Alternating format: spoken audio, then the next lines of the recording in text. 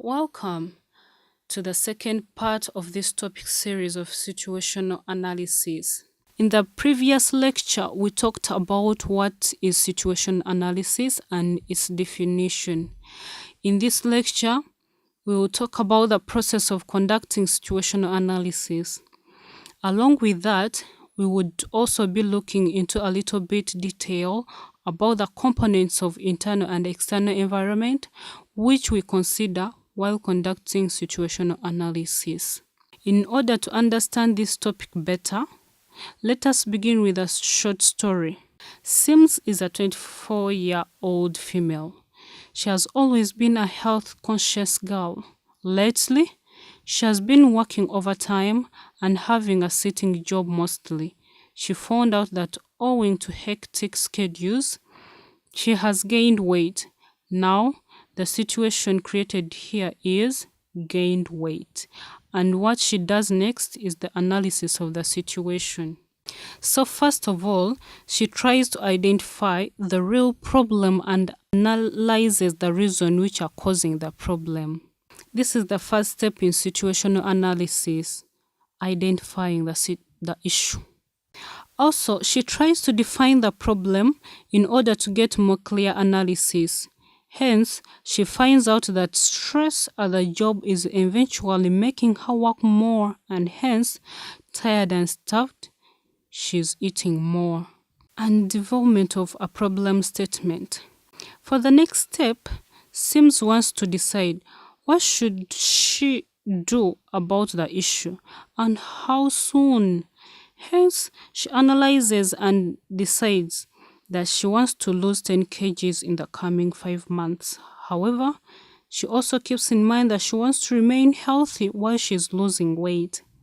Thus, this situation constitutes the next step of situational analysis, which is drafting a vision or deciding about a desired place that you want to be in the upcoming future.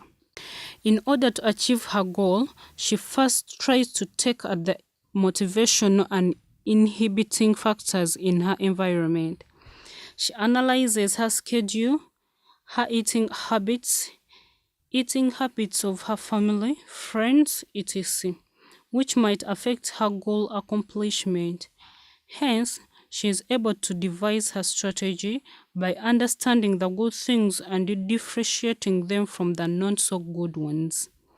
In short, she conducts a review of her current state, which constitutes the next step in situational analysis. Now let us consider the aspect of internal and external factors. In the context of the organizations, the managers look at the internal and external environment affecting the business. The components of internal environment include labor, material, money, and equipment, while the external environment consists of factors like demography, economy, politics, and technology. Now coming back to the example, after she has reviewed her current environment, she tries to gain information about right eating habits, healthy and unhealthy foods, types of exercises, and other ways of remaining healthy that will help her in making her action plan for fulfilling her vision. So, this step deals with definition of relevant information. Now, to have a clear picture, she organizes her data, and based on that, she thinks over what she can and can't do. She also analyzes what would work for her and what won't, and which approach will be more suitable and useful for her.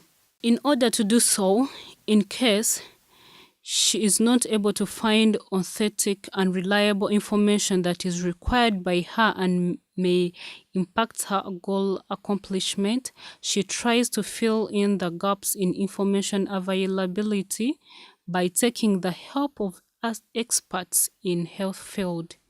Thus, the last step in situational analysis is that of filling in the gaps, if any. Now let's look at all the steps of conducting a situational analysis in one go. The first step is definition of key issues, followed by development of a problem statement, followed by drafting of a shared vision, followed by conducting review, further followed by identification of relevant data and its reviews and analysis, and at last, filling in the existing gaps if any. This makes the end of this video lecture. I hope you now be able to apply this concept for solving the real life problems. Thank you.